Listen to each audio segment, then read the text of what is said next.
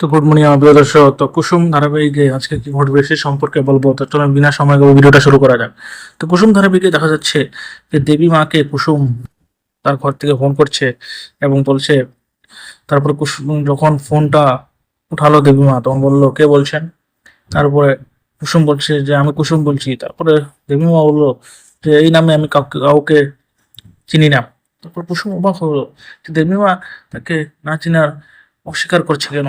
তারপরে কুসুম অবাক হয়ে গেল। তারপরে আয়ুষ বলছে যে আমি আয়ুষ বলছি। তারপরে আয়ুষ কেউ সেম কথা বললো দেবী মা যে ওই নামে আমি কাউকে চিনি না, আপনি ফোন রাখতে পারেন। তারপরে আয়ুষও অবাক হয়ে গেল। অর্থাৎ দেবী মা কেন তাদের দুজনকে না চেনার অচেনার ভান করেছেন, অর্থাৎ না চেনার মতো ভান করেছেন এবং তাকে অস্বীকার করছেন কেন, সেটাই দেখার মতো। তারপরে নেক্সট এপিসোডে আমরা সেটাই দেখবো যে দেবী মা কেন তাদের দুজনকে অস্বীকার করছে এবং তাদের দুজনের বিয়াকে মেনে নিবে না মেনে নিবে না, এটাই দেখার মতো।